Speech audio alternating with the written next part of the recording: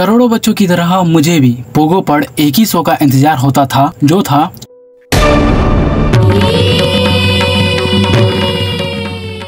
साल था 2012। 11:30 बजते ही इतनी एक्साइटमेंट होती थी मानो जन्नत ही मिल गई हो। मेरा ही नहीं, करोड़ों के दिल में बसने वाला छोटा भीम आखिर में क्यों आज कुछ लोग चाहते हैं इस शो को इंडिया से बैन कर देना चाहिए, और क्या यह शो रियली बैन डिजर्व करता है? आज हम जानेंगे the dark side of Chhota Bhim. When did छोटा भीम स्टार्ट? छोटा भीम के क्रिएटर हैं राजीव छिलाका, जिन्होंने एनिमेशन की स्टडीज सैन फ्रांसिस्को से कंप्लीट की और 2001 में इंडिया के हैदराबाद सिटी में green gold animation company establish किया। और फाइनली 18 सितंबर 2003 को उन्हें एक आइडिया आता है, क्यों ना एक ऐसे कैरेक्टर को लॉन्च किया जाए जो काइंड ऑफ किड्स को एंटरटेन करे और उनका फेवरेट हो। और यही जन्म होता है छोटा भीम का। छोटा भीम को फर्स्ट टाइम पोगो चैनल पर 6 अप्रैल 2008 को रिलीज किया गया। 13 एपिसोड ही रिलीज हुए थे और तबाही मच गई जब बच्चों ने इन शो को देखा। एक्शन, एडवेंचर और कॉमेडी, इनमें एक ढोलकपुर जैसा एक गाँव जहाँ 9 इयर्स ओल्ड बॉय रहता है। छोटा भीम और गाँव पर आई हर मुसीबत का डट के सामना करता है। दुश्मन के सामने कमजोर हो जाने पर वो लड्डू खाता है जिनसे उन्हें शक्ति मिलती है। गांव के सभी बच्चे उन्हें पसंद करते हैं। दुश्मन कितना बड़ा क्यों ना हो, लड्डू खाने के बाद दुश्मन के दांत खट्टे हो ही जाते थे। यह चीज बच्चों से ऐसे रिलेट करी मानो बच्चों का तुरंत ही फेवरेट हो गया, और हमारा भी। द प्रॉब्लम्स ऑफ क्रिएटिंग छोटा भीम। इंडिया में early 20s high quality animation industry almost ना के बराबर एग्जिस्ट करती थी और ग्रीन गोल्ड कंपनी ने लो बजट में काम करना शुरू ही किया था। पोगो चैनल ने ओनली टेस्टिंग के लिए 13 एपिसोड बनवाए थे। Ideation, scripting, voice over, story boarding, concept art, animation, ये सारी चीजें इंडिया में हुई, लेकिन काफी स्ट्रगल के साथ। छोटा भीम को कई लोगों ने क्रिटिसाइज भी किया कि यह शो हमारे माइथोलॉजिकल महाभारत शो का मजाक उड़ा रहे हैं। जब छोटा भीम कार्टून्स को लोगों ने क्रिटिसाइज किया तब ग्रीन गोल्ड एनिमेशन कंपनी को स्पॉन्सरशिप आने बंद हो गए। लेकिन जब बच्चों ने इन शो को पसंद किया तब ग्रीन गोल्ड एनिमेशन कंपनी एक ब्रांड बन गया। यह एनिमेशन तब एक शो नहीं रहा, यह इंडिया का पहला फुल्ली कमर्शियल एनिमेशन फ्रेंचाइजी बन चुका था। देखा जाए तो यह शो अभी भी रेलिवेंट है फॉर एवरीवन। फिर लोग बैन की डिमांड क्यों कर रहे हैं? इस शो के बैन के पीछे 5 कारण है। Yes, 5 reason people want it banned. Number 1, stereotyping and race hatred. Chhota Bheem show को कुछ लोग रेसिस्ट शो बोलते हैं बिकॉज उनमें विलेन को डार्क स्किन में दिखाया जाता है, और छोटा भीम एक इंडियन शो है और इंडिया में गोरे चिट्टे काले भूरे सभी रंग के लोग होते हैं, तो आई थिंक यह चीज डार्क स्किन पीपल वाले को अच्छी नहीं लगी होगी। और छोटा भीम का एक कैरेक्टर कालिया का क्या ही कहना। कालिया का कैरेक्टर को लेके सबकॉन्शियसली किड्स के माइंड में यह बैठा दिया गया है कि वो एक ऐसा कैरेक्टर है जो दूसरों को बुली करते हैं। बच्चे उनसे यही सीख रहे हैं। इवन फैटी पीपल्स को बच्चे कालिया कह के उन्हें ट्रोल्स करते हैं और उनकी इंसल्ट करते हैं। और इस शो का सबसे खास कैरेक्टर चुटकी। एक पर्सन ने तो पिटीशन फाइल कर दी इसलिए कि चुटकी का कैरेक्टर जेंडर स्टेरियोटाइप्स है, मीन्स लड़कियों को कमजोर दिखाना।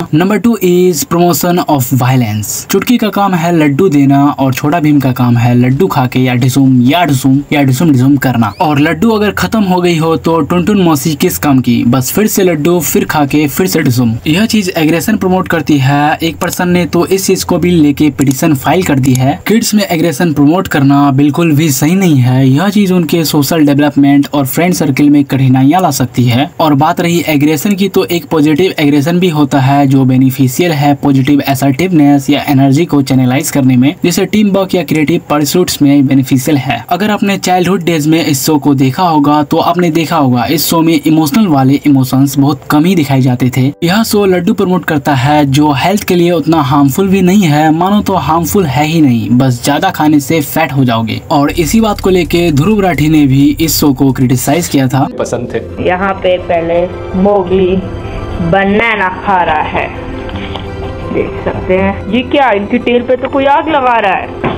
अरे हाँ, ये तो मोगली ही है, और कौन होगा। बचपन में पोपाय कार्टून मेरा फेवरेट होता था। इसी की वजह से मैं कहूंगा कि मुझे एक ऑब्सेशन हुआ हेल्दी खाना खाने का, कि पालक हमेशा खानी चाहिए, सब्जियां हमेशा खानी चाहिए। बड़ी अनफॉर्चुनेट चीज है कि आज के दिन जो बच्चों को कार्टून दिखाए जाते हैं उसमें अनहेल्दी खाने को ज्यादा प्रमोट किया जाता है। कोई कार्टून है जो लड्डू खाने को प्रमोट करता है। फॉर्चुनेटली मेरे टाइम पर सब्जियां और पालक खाने को प्रमोट किया गया, जिसकी वजह से यकीन नहीं करोगे 12 साल की एज के बाद से मैंने कभी भी कोई सॉफ्ट ड्रिंक्स नहीं पी। पेप्सी कोला जैसी सॉफ्ट ड्रिंक्स 12 साल की एज के बाद से मैंने बिल्कुल बंद कर दी, क्योंकि इतना ऑब्सेस्ड हो गया था मैं हेल्दी खाने से।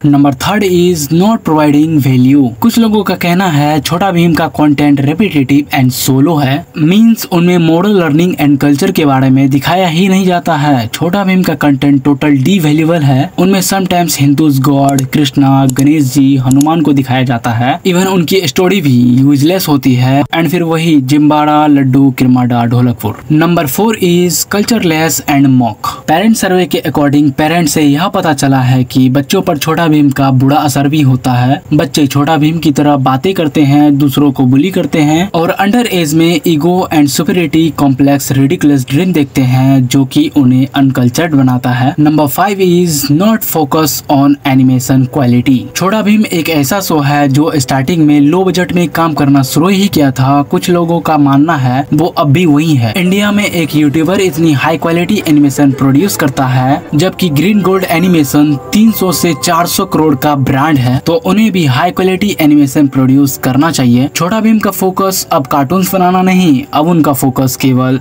T shirt, hoodies, toys, biscuit, action figures, pencil cases and stationery पे है। I think these are the 5 reason why everyone wants Chhota Bheem banned in India. हाँ, वो बात अलग है जिससे बचपन में देखते थे, अब देखा नहीं जाता जस्ट बिकॉज ऑफ अब हम बड़े हो गए हैं। और बचपन में जितना ही देख लो दिल ही नहीं भरता था, लेकिन अब छोटा भीम में सेकंड भर का भी मजा नहीं आता। अब मजा आता है तो बस